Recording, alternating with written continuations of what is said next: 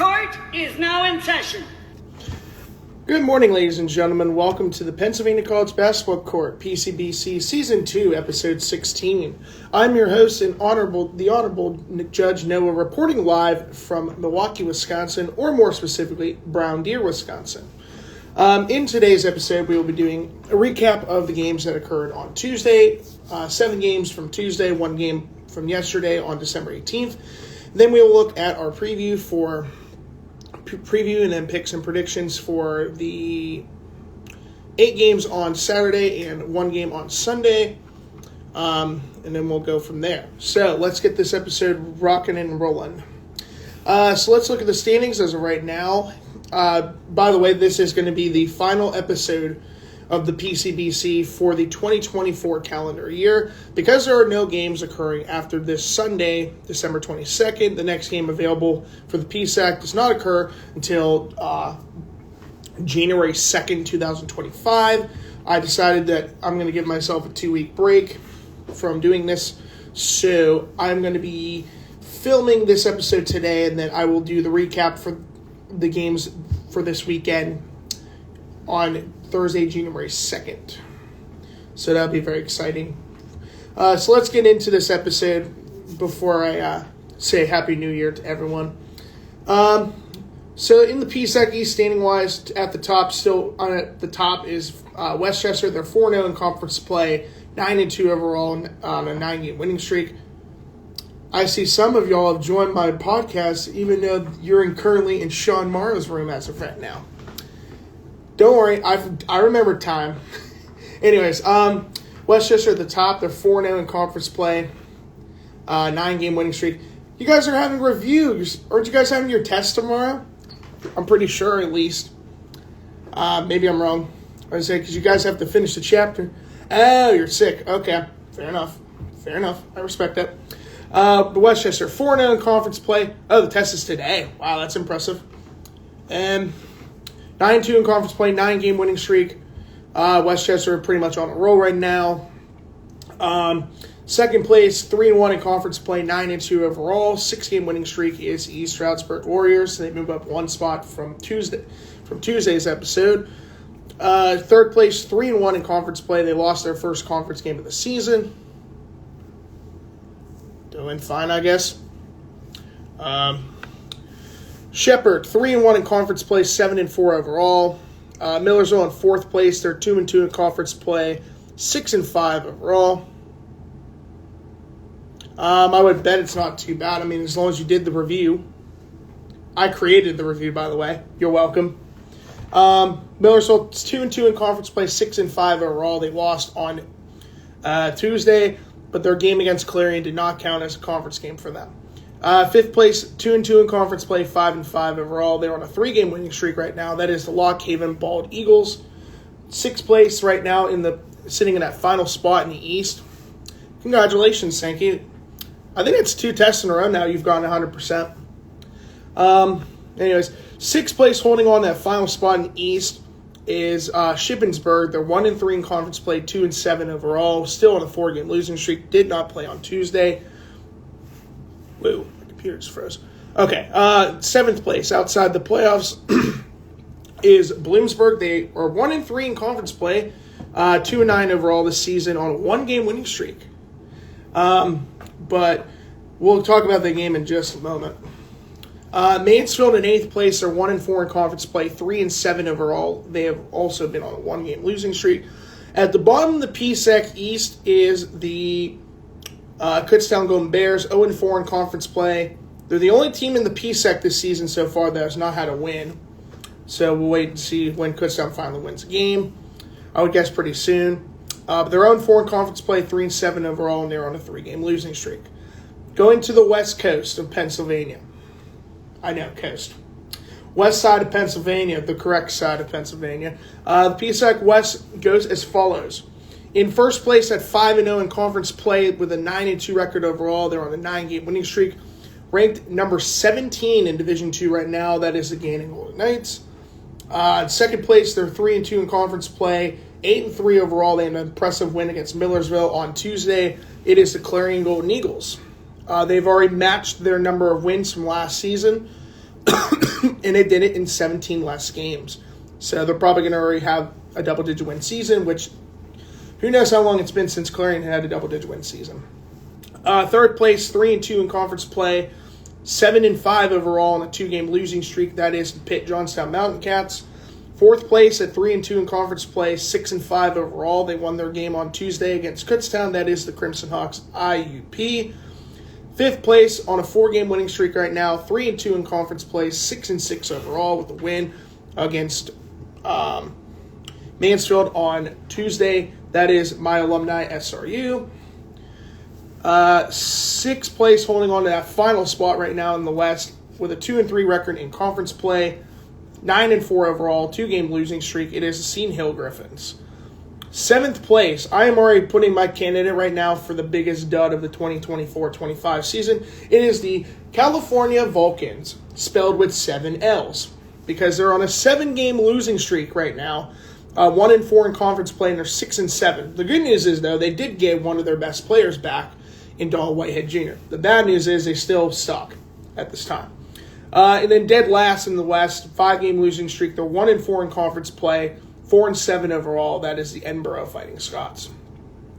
So again, the 2 games that did not count for the PSAC East in conference play, Westchester, their game against Pitt Johnstown did not count towards Westchester, and then the game between Millersville and Clarion, Millersville, their game did not count as a conference game, but they did count for both Pitt Johnstown and Clarion. All right, recaps. So we start off with our 3 o'clock Eastern, 2 o'clock Central game that occurred between Westchester and Pitt Johnstown. In the first half, Westchester outscoring Pitt Johnstown 36-28. And then second half, Westchester outscoring Pitt Johnstown 35-29. Final score, 71-57. Westchester winning pretty easily. They improved to 9-2 overall. 9-2 on the season. Pitt Johnstown drops to 7-5. Top scorer for Westchester is Elijah Allen. He played in 34 minutes, shooting 10 of 20 from the floor, 5 of 11 from three-point range, 2 out of 3 from the free throw line, 4 rebounds, 2 assists, 2 steals for 27 points. And then Anthony McCall in 23 minutes shot 4 of 7 from the floor, 0 out of 1 from three-point range, 2 out of 3 from the free throw line, 6 rebounds, 2 blocks, 3 steals for a total of 10 points. Golden Rams in the first half shot 38.1% from the floor, 23.1% from three-point range, 50% from the free throw line. Second half, they shot 44.8% from the field, 30% from three-point range, 66.7% from the free throw line. Overall, Westchester shooting 29 out of 71, or 40.8% from the floor, 6 out of 23, or 26.1% from three-point range, 7 out of 11, or 63.6% from the free throw line. For Pitt Johnstown, their top scorer was Baden Forup, who in 28 minutes shot 6 of 9 from the floor and 2 out of 4 from the free throw line, 7 rebounds, 2 blocks, and 1 steal for 14 points, being Pitt Johnstown's only player to score in double digits. In the first half, the Mountain Cats shot 41.7% from the floor, 16.7% from three-point range, 63.6% from the free throw line. Second half, they shot 39.1% from the floor, 25% from three-point range, 90.9% from the free throw line. Absolutely, I miss Montauk. There is no debate on that. Overall, Pitt Johnstown shooting 19 of 47, or 40.4% from the floor, 2 out of 10, or 20% from three-point range, 17 out of 22, or 77.3% from the free throw line. All the other games occurring at 5 o'clock East. Actually, that's not true. 3 games occurring at 5 o'clock Eastern, 4 o'clock Central Time. The first one we get to is Gannon versus Shepherd. Gannon in the first half outscoring Shepherd 40-31 before Gannon outscoring Shepherd again 52-41. Final score 92-72. Gannon Golden Knights on a hot streak right now, 9 games in a row. Winning by 20 against Shepherd. Gannon improving to 9-2. Shepherd dropping to 7-4. Top score for the Shepherd Rams was Jared Robinson. 33 minutes, shot 4 of 6 from the floor, 1 out of 3 from three-point range, 4 of 6 from the free throw line, 6 rebounds, 5 assists, 1 steal for 13 points. Elaine Wardlaw off the bench in 22 minutes, shot 4 of 6 from the floor, 2 out of 3 from three-point range, 2 out of 2 from the free throw line, 2 rebounds, 1 assist, 1 steal for 12 points. And Marcus Banks in 29 minutes, shot 3 of 9 from the floor, 0 out of 4 from three-point range, 4 of 6 from the free throw line, 6 rebounds, 3 assists, 1 steal for 10 points. The Rams in the first half shot 36.7% from the floor, 26.7% from three-point range, 41.7% from the free throw line. In the second half, shooting around 54%, 53.9% to be more specific, 38.5% from three-point range, 57.1% from the free throw line. Overall, Shepherd shooting 25 out of 56, 44.6% from the floor, 9 out of 28, or 32.1% from three-point range, 13 out of 26 from the free throw line, 50%, with 1 technical foul being assessed towards the bench. For Gannon, their top scorer was Ernest Shelton in 30 minutes, shot 5 of 14 from the floor, 1 out of 5 from three-point range, 8 of 8 from the free throw line, 10 rebounds, 1 block, 1 steal for 19 points. So we have a double-double for Ernest Shelton. Tasman Goodrick in 26 minutes shot 5 of 9 from the floor, 4 out of 6 from the free throw line, 7 rebounds, 1 assist, 3 steals for 14 points. Justin DeBuck in 21 minutes shot 6 of 15 from the floor, 1 out of 4 from three-point range, 1 of 1 from the free throw line, 3 rebounds, 2 assists, 3 steals for 14 points. Lucas Sakasi off the bench in 26 minutes shot 6 of 12 from the floor, 1 out of 2 from three-point range, 2 out of 4 from the free throw line, 6 rebounds, 1 assist, 2 steals for 15 points. And Victor Desmond in 26 minutes shot 4 of 8 from the floor, 0 out of 1 from three-point range, 2 out of 4 from the free throw line, 3 rebounds, and a total of 10 points. Gannon actually had 3 players that fouled out. Justin DeBuck, Victor Desmond, and Pace Proser. In the first half, the Golden Knights shot 35% from the floor, 25% from three-point range, 69.2% from the free throw line. Second half, they shot 52.6% from the floor, 16.7% from three-point range, 78.6% from the free throw line.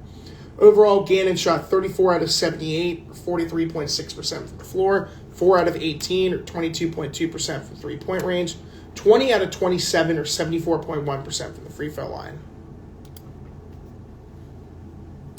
Next game. Biggest win of the day goes to Slippery Rock University. Actually, I won't say that. Biggest win by total of points goes to Slippery Rock, but the biggest win, we'll talk about that game here in just a few moments. Slippery Rock destroying Mansfield. In the first half, Slippery Rock outscoring Mansfield 49-29, and then Slippery Rock outscoring Mansfield 56-33. The final score 105-62 in favor of Slippery Rock, proving to 6-6 on the season, while Mansfield drops to 3-8. Top scorer for Mansfield was Scott Woodring in 24 minutes, shot 3 of 10 from the floor, 0 out of 1 from three-point range, 5 of 8 from the free throw line, 12 rebounds, 4 assists, 1 steal for 11 points, so a double-double for Woodring. Sterling Scott in 24 minutes shot 4 of 9 from the floor and 2 out of 4 from the free throw line, 3 rebounds, 1 block, 1 steal for 10 points. And Nasir Brown off the bench in 22 minutes shot 4 of 8 from the floor, 2 out of 2 from the three-point range, 0 out of 1 from the free throw line, 1 assist for 10 points. The Mountaineers in the first half, they shot 39.3% from the floor, 44.4% from three-point range, 50% from the free throw line.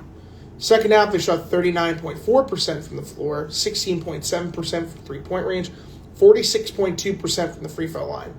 Overall shooting, Mansfield shot 24 out of 61, or 39.3% from the floor, 5 out of 15, or 33.3% from three-point range, 9 of 19, or 47.4% from the free throw line. With 2 technical fouls, so 1 player got ejected, and that was Sterling Scott. He got 2 technical fouls.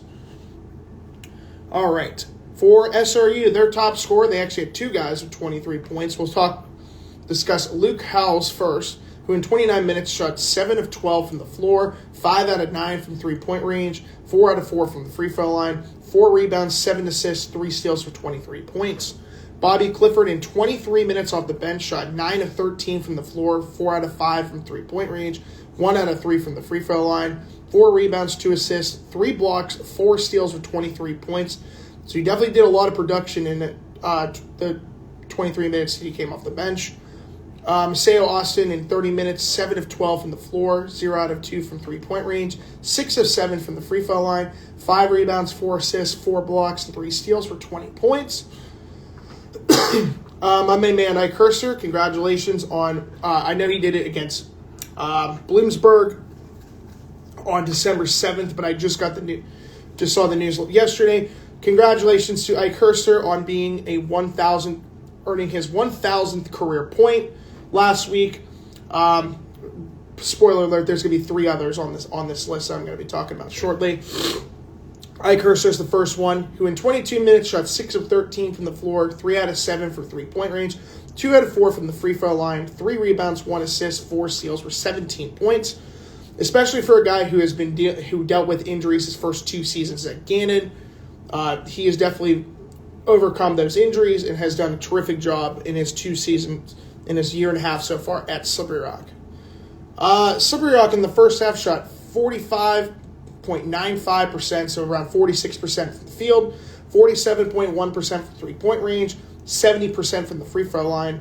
In the second half, shooting 50% from the floor, 41.7% from three-point range, 78.6% from the free throw line. Overall, SRU shooting 37 out of 77, or 48.1%, 13 of 29, 44.8% from three-point range, 18 of 24, or 75% from the free throw line. 2 technical fouls being assessed to, 1 assessed to Dave Waters and 1 assessed to Michael Moore. Next game, IEP. Okay, here we go. IEP versus Kutztown. So first we'll do a recap of what IEP had to say. So this is from Samantha Torini. She's the Interim Director of Strategic Communications in Ideation. And for IEP, this was what she wrote from yesterday morning at 12:28 a.m. So let's just do that, and then we'll get to the recap of the game. So, IEP men's basketball securing a 66-64 win. There we go. I don't think we tie in basketball. Over Kutztown Tuesday evening, thanks to clutch free throws and a strong performance from Demir Brooks. IEP improves to 6-5, while Kutztown drops to 3-7.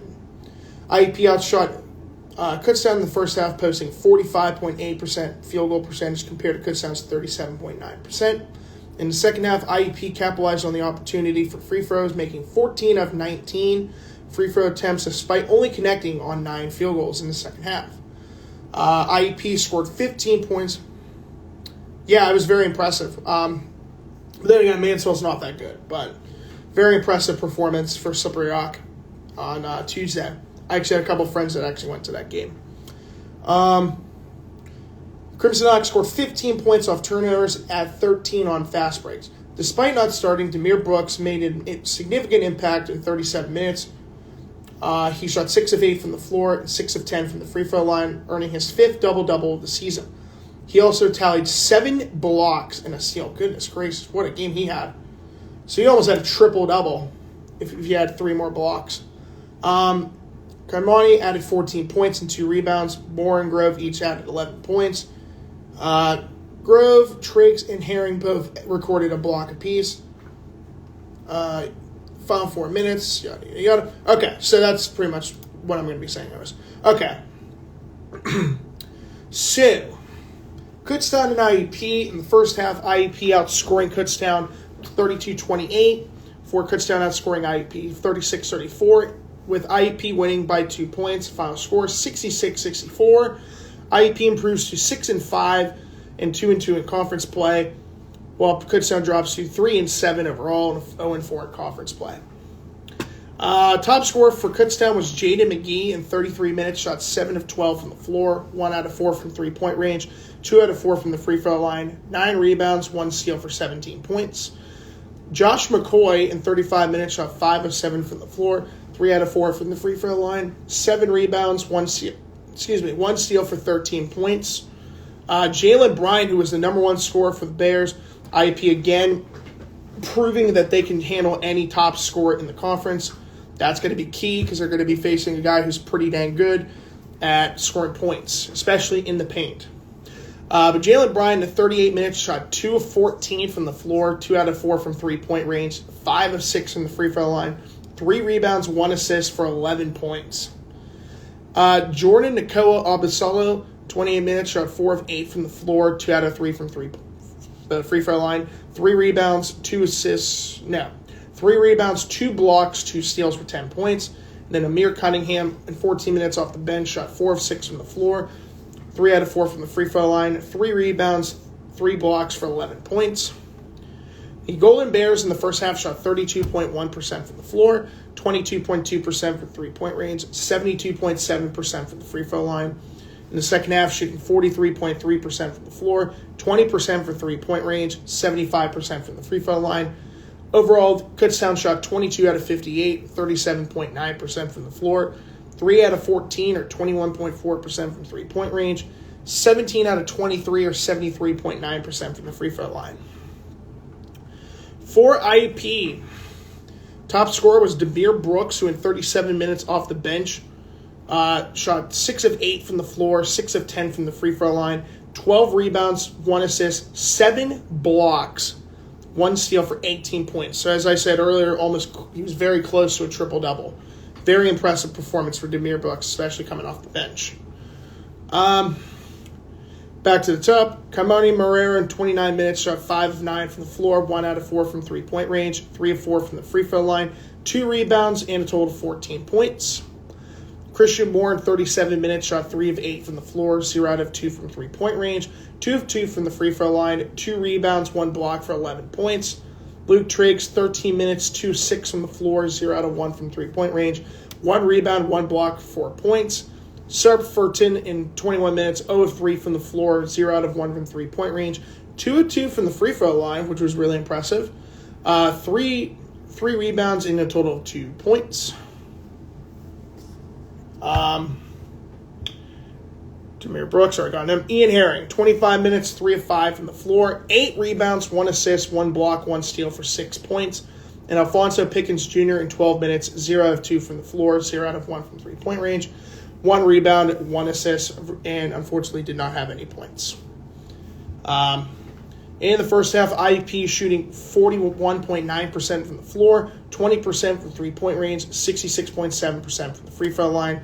Second half, shooting 52.9% from the floor.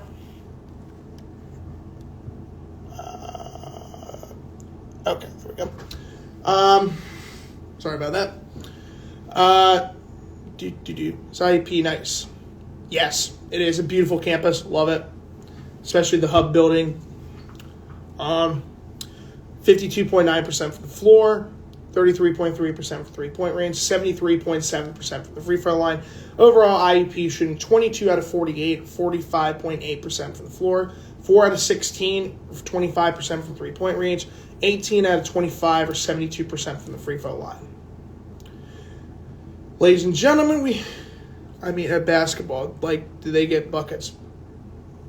This year's a rebuilding year, so I would say yes and no. So, ladies and gentlemen, I've just gotten a report that the California Vulcans are the biggest laughingstock in the PSAC right now. Why, you may ask? Well, let's take a look. This is going to pain me. About as bad as how I want to chant "Fire Danny Sankum" at California basketball games. Yeah, they're in the middle of the PSAC in terms of rebounding. I think they're 7th. Yeah, they're 7th in the PSAC, so right in the middle. It could be worse. But, man, I'm telling you, if I was a California Vulcans fan, I would just start chanting "Fire Danny Sankum" at every single game. I literally may actually just go down to California and start chanting "Fire Danny Sankum" because he sucks. How do you lose? And I literally posted this on Twitter on Tuesday. How do you lose to the doormat of the PSAC? The team has won specifically 8 games, with this win on Tuesday, 8 games since the 2022-23 season. They're injured. Supposedly. That's the excuse that everyone's saying about California right now. But man, I'm telling you, I don't even know what to say if you're a Cal Vulcans fan. I don't feel sorry for you. I really don't. For all that bragging last year, was it really worth it to fall second place and not win the PSAC last year? And then watch your best player play really well at Longwood. Was it really worth it? But yeah, going back to Bloomsburg for a second, this is their 8th win in like 103 or 104 games since 2022-23. 8th win in nearly 2.5 years. This is their 5th PSAC win in 3 years, almost 3 years. I don't know what to say. But the biggest win from Tuesday, without question, is Bloomsburg. Let's talk about this game now. Bloomsburg in the first half outscoring Cal 36-25 in the first half, before Cal outscoring Bloomsburg 59-50 in the second half. Bloomsburg holding on to a 2-point win against California. Bloomsburg improves to 2-9 on the season, while California drops to its 7th straight L at 6-7. The top scorer for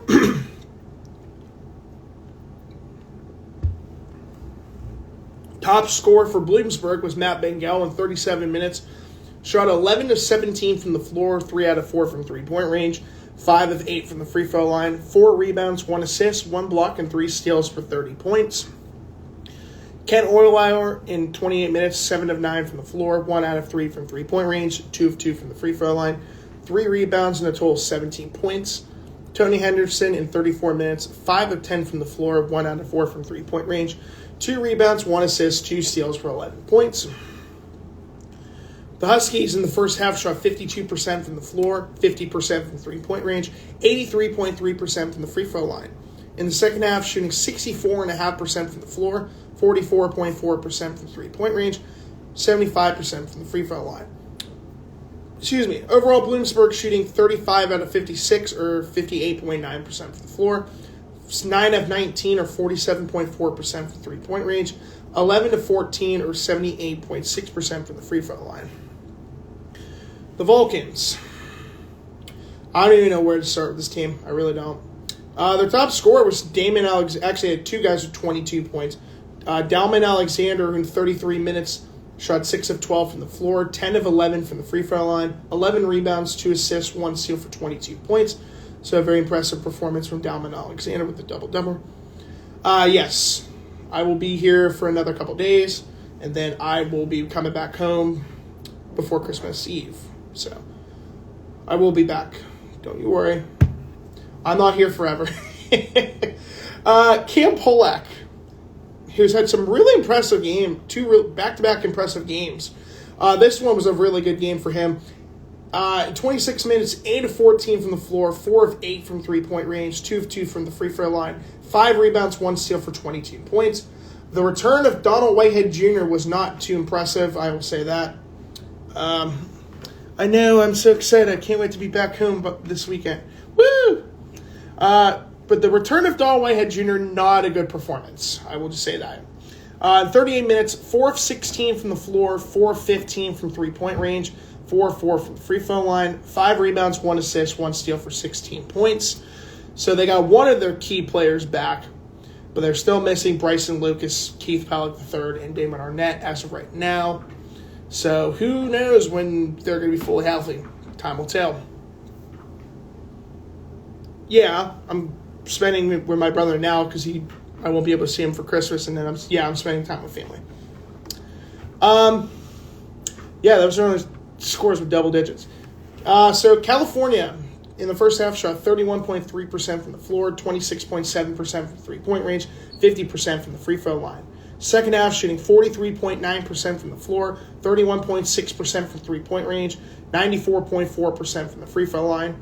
Overall, California shooting 28 out of 73, or 38.4% from the floor, 10 out of 34, or 29.4% from three-point range, 18 of 20, or 90% from the free throw line. Next game, Clarion and Millersville. Maybe. Okay, here we go. Clarion in the first half outscoring Millersville 41-30, for Millersville outscoring Clarion 41-39 in the second half. Final score, Clarion winning 80-71. Clarion improving to 8-3, so they've already matched their number of wins from last season already. And that took them to the 28th game to reach their 8th win of the season. They've already done it in 17 less games. Millersville dropping to 6-5. Top scorer for Millersville was Amir Hurst, who in 20 minutes shot 7 of 7 from the floor, 2 out of 2 from three-point range. Had 1 steal for 16 points. Okay, yeah. Drew Stover, 36 minutes, 5 of 10 from the floor, 0 out of 1 from three-point range, 4 of 4 from the free throw line, 5 rebounds, 2 assists, 1 block, and 1 steal for 14 points. Jamie Ested in 29 minutes, 5 of 13 from the floor, 0 out of 3 from three-point range, 4 of 5 from the free throw line, 4 rebounds, 5 assists, 3 steals for 14 points. Another one player who just recently earned his 1,000th career point. Congratulations to Aiden Gare, who in 35 minutes shot 4 of 14 from the floor, 2 out of 7 from three-point range, 0 out of 1 from the free throw line, 3 rebounds, 1 assist for 10 points. They're doing okay. They're getting better. I'm trying to think. They're 6-6 overall. They are 3-2 in conference play. They've won their last 4 games, so they've definitely gotten a lot better. For the Marauders, in the first half, they shot 44.8% from the field, 25% from three-point range, 100% from the free throw line. Second half, shooting 50% from the floor, 30% from three-point range, 75% from the free throw line. Overall, they're shooting Millersville overall shot 29 out of 61, or 47.5% from the floor, 5 out of 18, or 27.8% from three-point range, 8 of 10 from the free throw line, at 80%. Can they beat IUP? I'd say this is probably their best chance this season. Their rosters pretty much has they have the roster to beat them. Can they beat them? We'll just have to wait and see. The first meeting, I think, is January 22nd at Mara Fieldhouse, so that would be cool. You still passed. Hey, you got an 80%, not bad.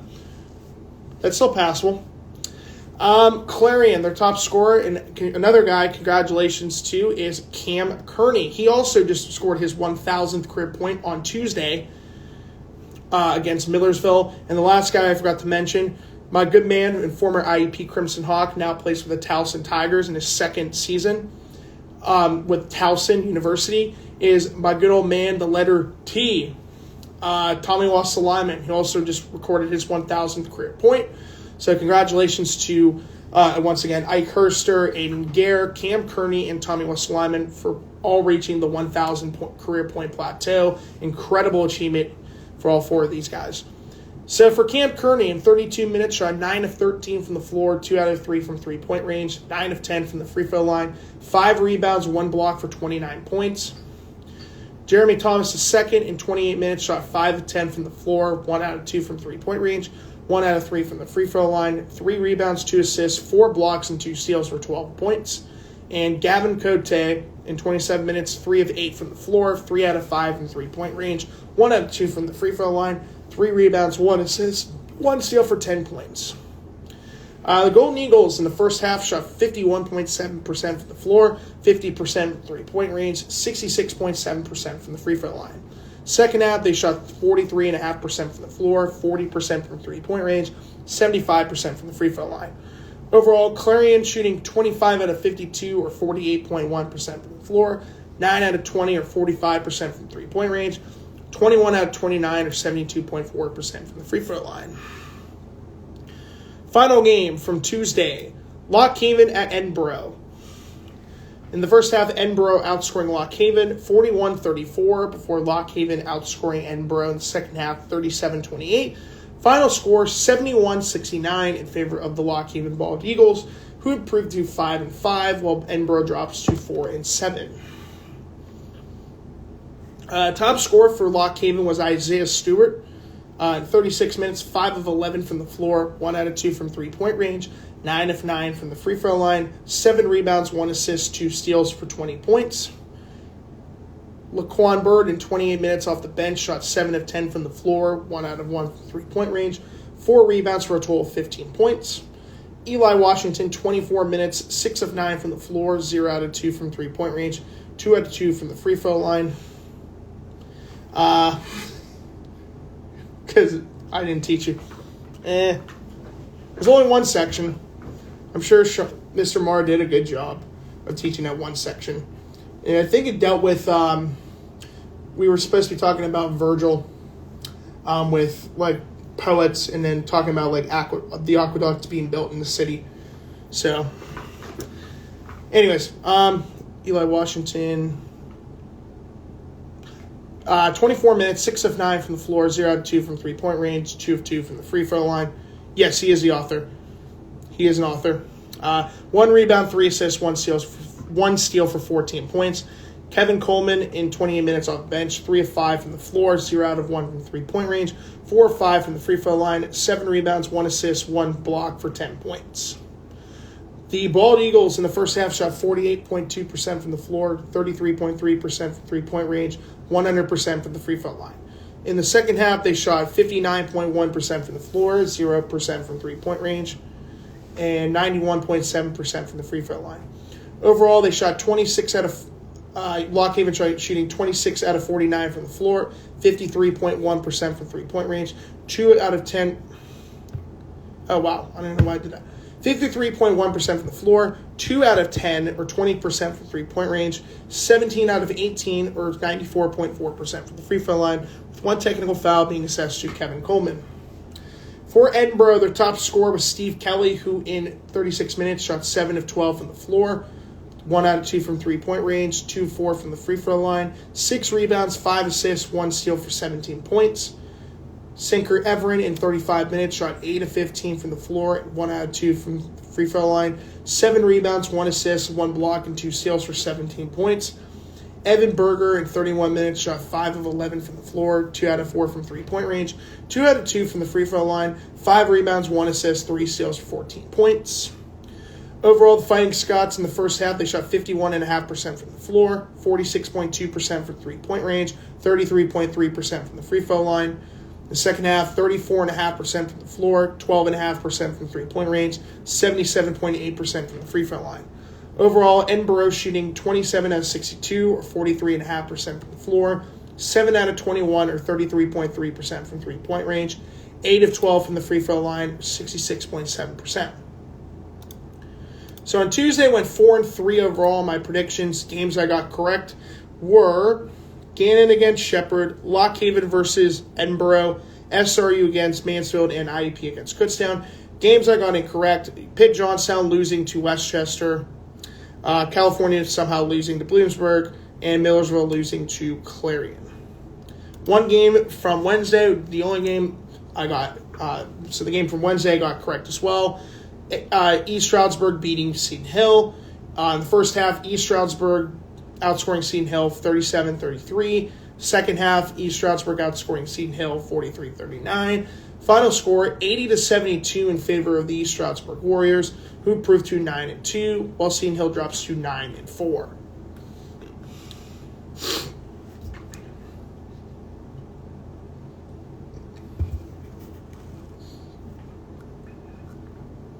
All right, East Stroudsburg. Top scorer was Ethan Millerens, who in 35 minutes shot 6 of 13 from the floor, 5 of 11 from three-point range, 1 rebound, 2 assists for 17 points. Lakeem McKaylee in 21 minutes shot 6 of 9 from the floor, 3 out of 3 from the free throw line, 3 rebounds, 5 assists, 1 block, 15 points. Cam Young in 27 minutes shot 4 of 6 from the floor, 1 out of 2 from three-point range, 4 of 6 from the free throw line, 6 rebounds, 1 assist, 2 steals for 13 points. Nasir Griffin in 23 minutes shot 4 of 6 from the floor, 4 of 4 from the free throw line, 7 rebounds, 2 assists for 12 points. And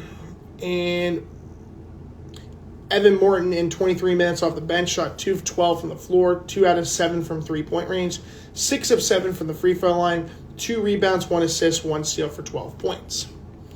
The Warriors in the first half shot 36.5% from the floor, 30.8% from three-point range, 86.7% from the free throw line. Second half shooting 51.9% from the floor, 50% from three-point range, 76.9% from the free throw line.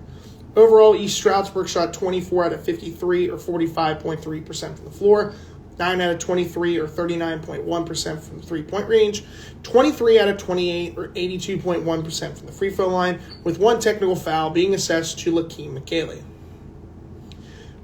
Seton Hill, their top scorer was Ryan Mice, who in 30 minutes shot 3 of 6 from the floor, 3 of 6 from three-point range, 6 of 9 from the free throw line, 2 rebounds, 1 assist for 15 points. Kendrick Curtis in 28 minutes, 4 of 8 from the floor, 0 out of 1 from three-point range, 5 of 5 from the free throw line, 9 rebounds, 1 assist for 13 points. Gage Lattimore in 35 minutes, 4 of 13 from the floor, 2 out of 6 from three-point range, 2 of 4 from the free throw line, 6 rebounds, 3 assists, 2 steals for 12 points. And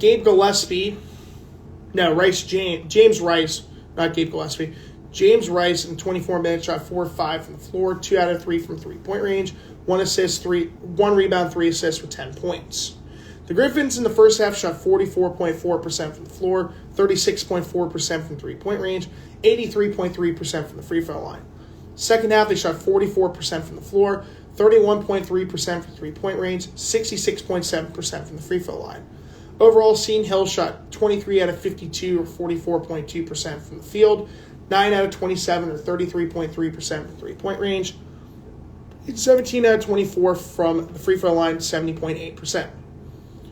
So overall, in the 2 days, 8 games total, 5-3 overall, improving my record to 93-54 on the season.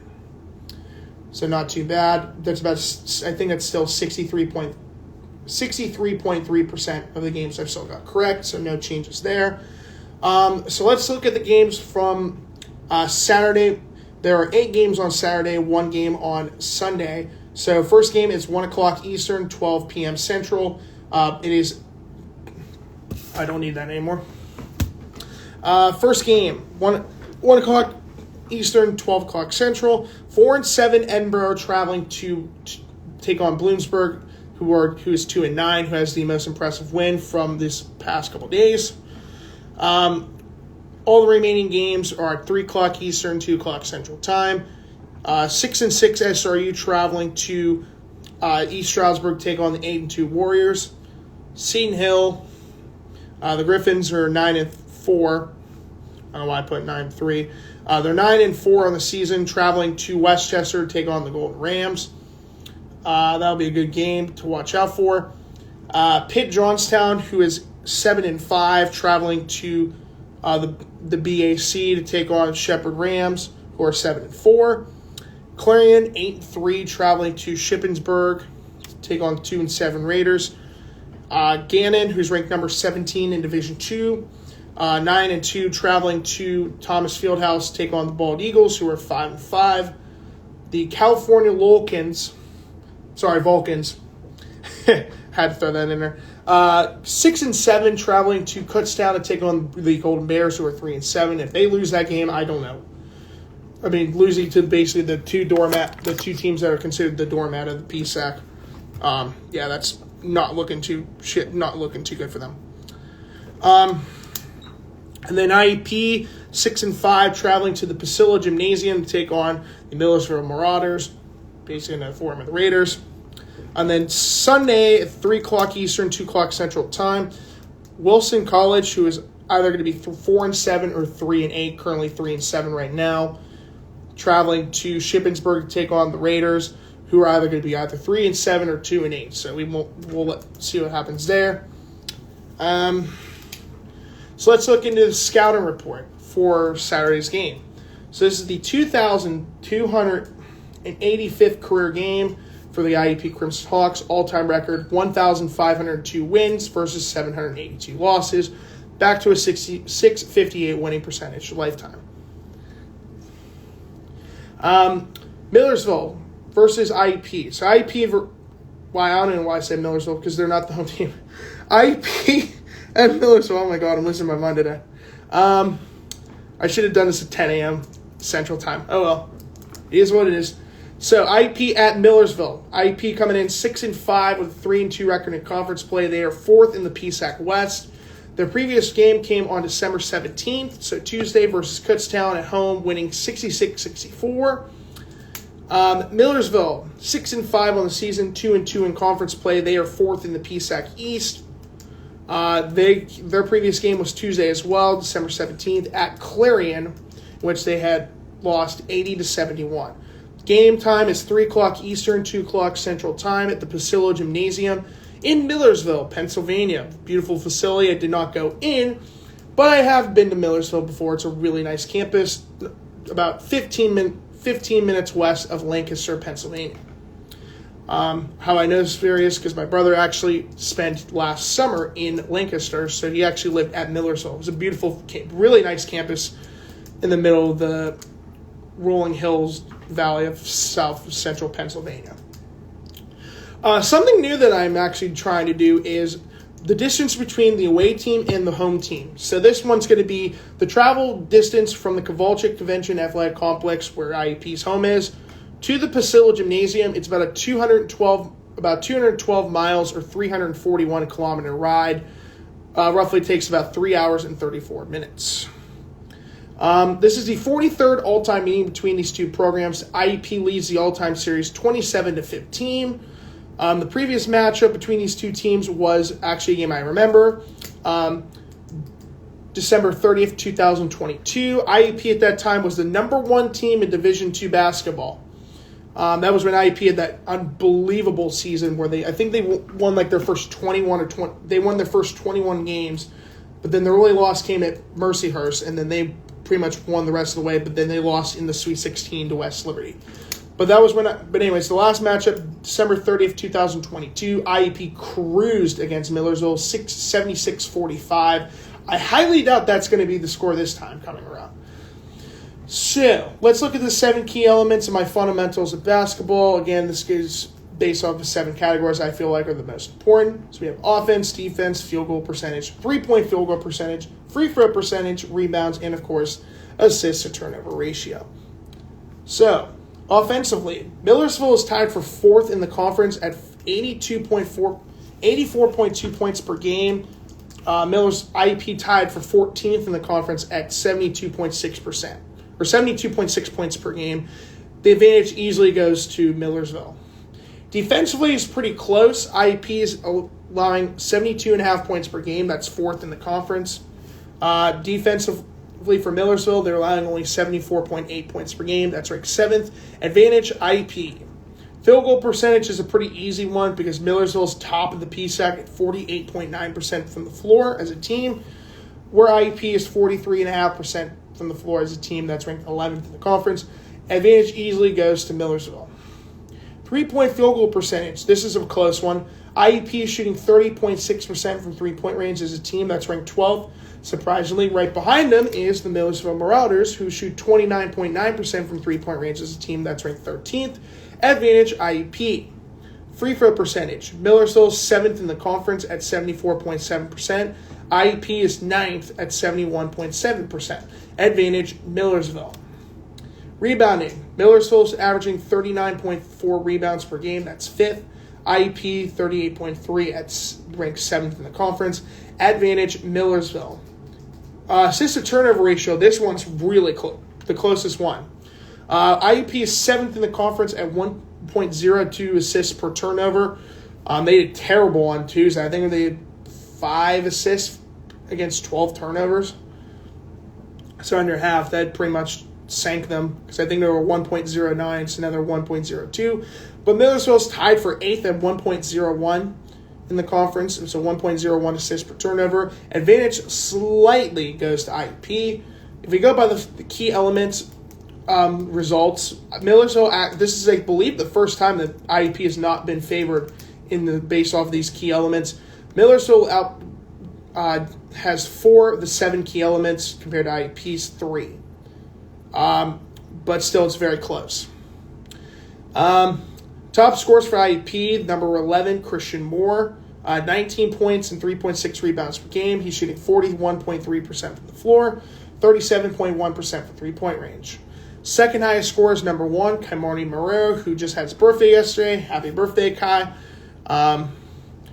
He's averaging 13.7 points and 4.3 rebounds per game, 43.7% from the floor, 25.5% from three-point range. So again, 19th birthday was yesterday. Demir Brooks, their third highest scorer, he's number 12 for the Crimson Hawks. 11.6 points, 8.5 rebounds per game, 60.2% from the floor, 0% from three-point range. Still, you have to make a three-point field goal attempt. Same goes on. Now, what the? Okay. Well, how did that happen? 1 second.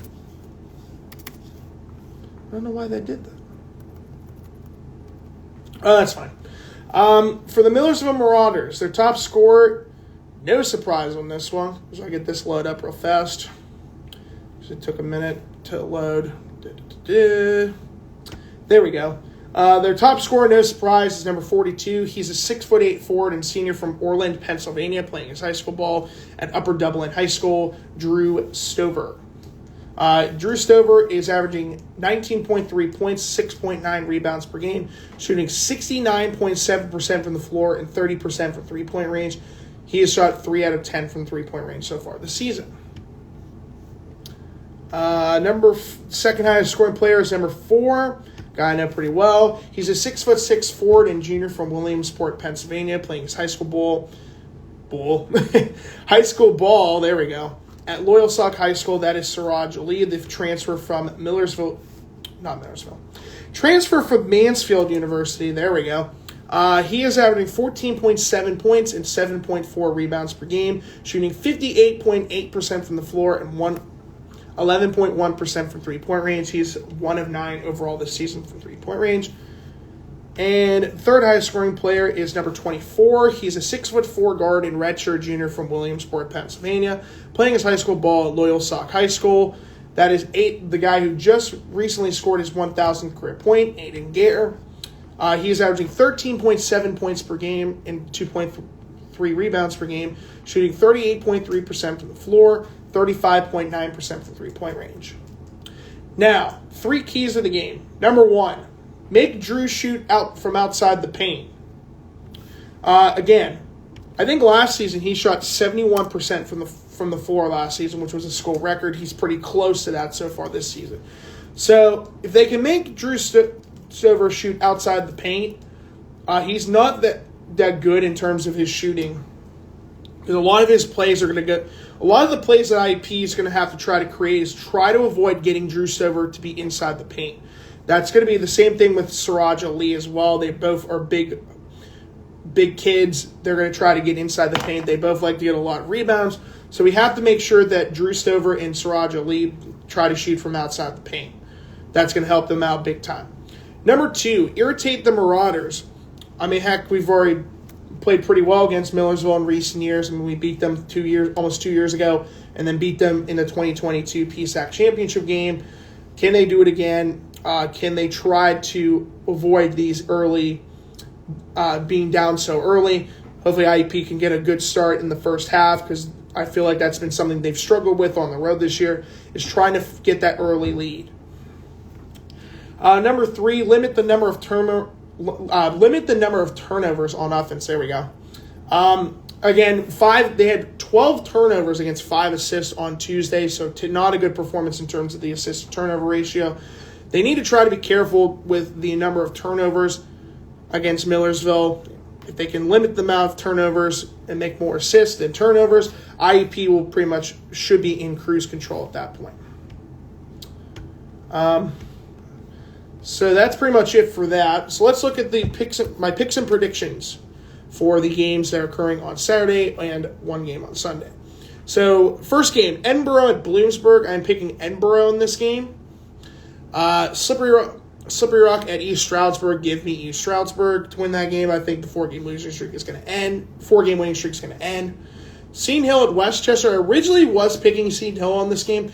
I'm going to stick with I'm going to go Westchester on this game. I think it's going to be a good game, but I think Westchester is going to find a way to pull out with maybe a couple points victory over Seton Hill. Pitt Johnstown at Shepherd. I'm going to go with Shepherd. I think this is another good, close game. I think this game's going to be close. Clarion at Shippensburg. I'm picking Clarion. Gannon at Lock Haven, picking Gannon. California at Kutztown. Good Lord. I really hate picking California because I've picked them almost every single game except for the game last Saturday or the game that occurred 2 Saturdays ago at Millersville. And at least I knew Millersville was going to win that game. If California loses this game against Kutztown, it's going to be another ranting session of how California even is that. I don't know. But I'm going to pick California just because I feel like they're going to maybe win. Maybe.